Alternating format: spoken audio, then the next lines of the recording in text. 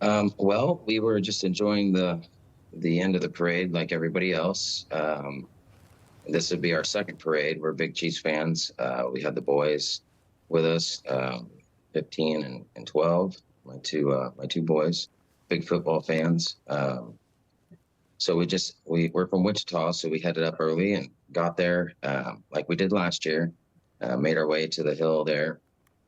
Um, just enjoyed our day. We did notice there was a large military presence, or at least one that was comforting. I could see gunmen on the roofs.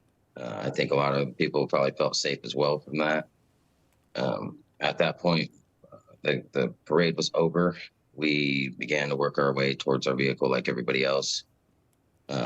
We heard a series of gunshots, and at that point, I was under the impression it was probably a jokester or somebody with firecrackers, but apparently it was not. And we were just in that sea of people there, and there's a big commotion, get them, get them. And I just happened to look to my left and saw just a mess of people running. And one guy, it happened so fast, but he definitely didn't look like the other people. He was running for a different reason, it looked like. So we just, for all I know, I could have tackled the wrong person, but that other gentleman was there to help, and thank God. During the tussle, they were screaming. People were yelling, "There's a gun! There's a gun!" I was under the impression he still had the gun.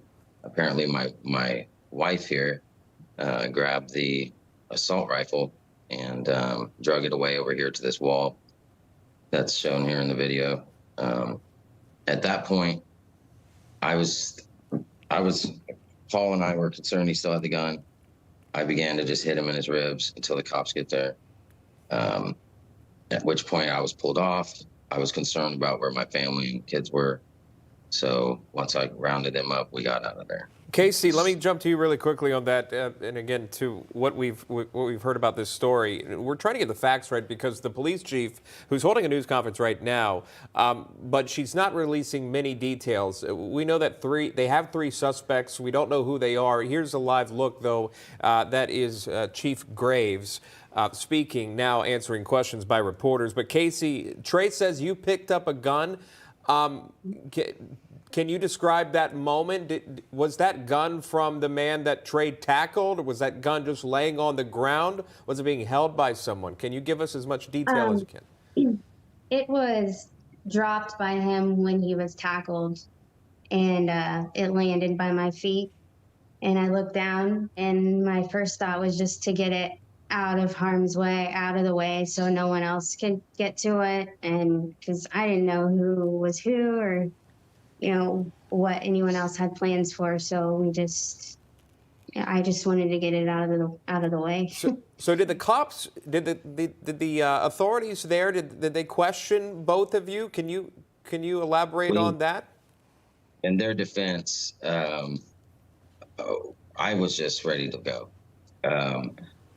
We got out of there really quickly. Well, we have not spoken to any law enforcement. Okay. We haven't spoken to anyone from any Kansas City organizations or anything in that regard. Yeah, the video is spreading like wildfire. I'm sure you guys have seen it here.